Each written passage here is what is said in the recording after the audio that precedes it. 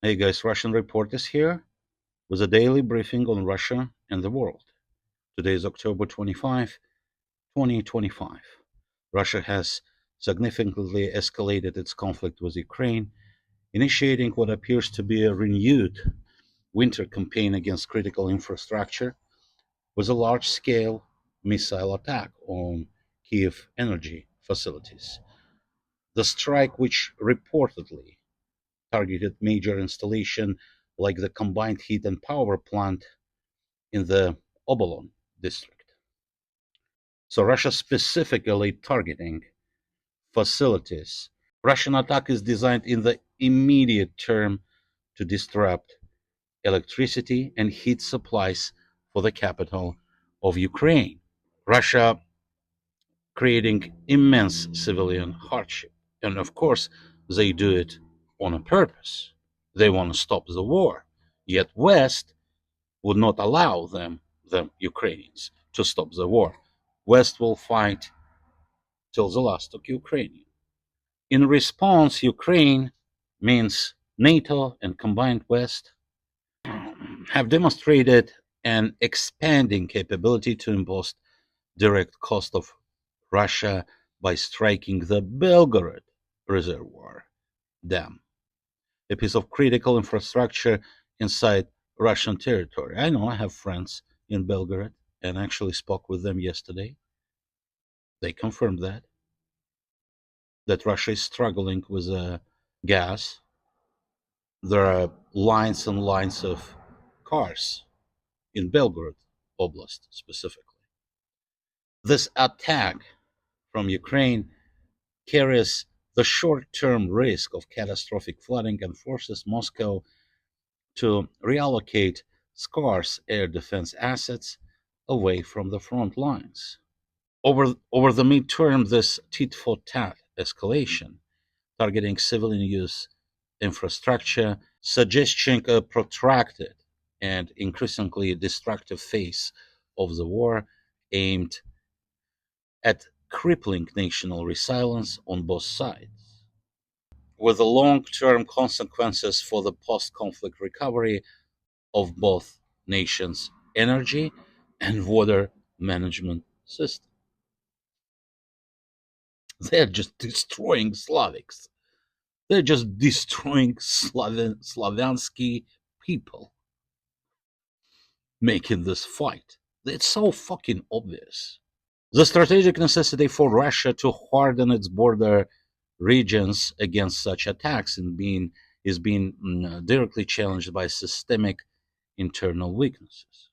What is a systemic internal weaknesses? What the fuck is that?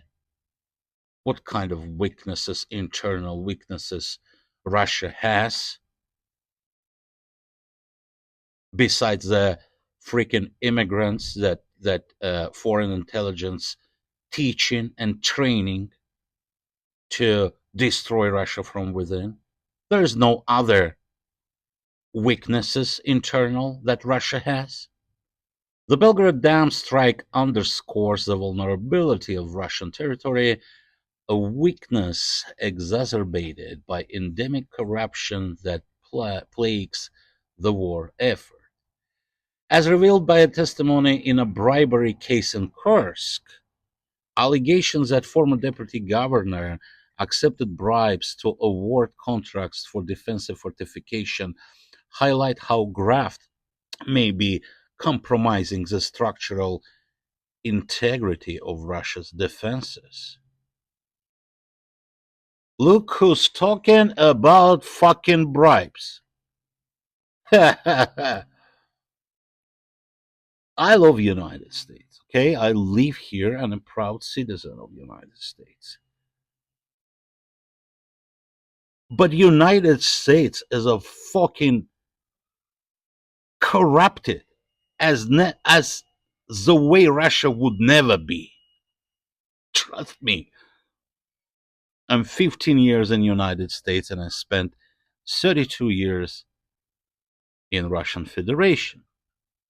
And I had relationship with government and government institutions, etc., etc. I know how corrupted Russia is. But the way United States? No way. It's a fucking Grand Prix for corruption.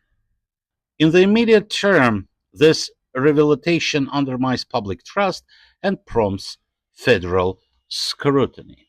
Over the coming months, it will be likely lead to wider audits and political purges in key border regions.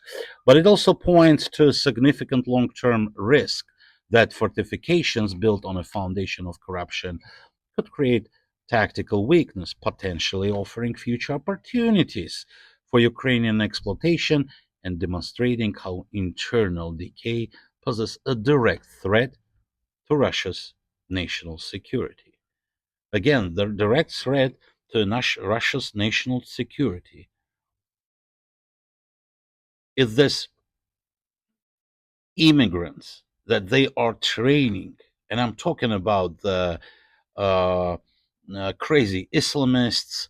I'm talking about people that they convert to become civilian spies because, well, 80% of Russian people have relatives in Ukraine.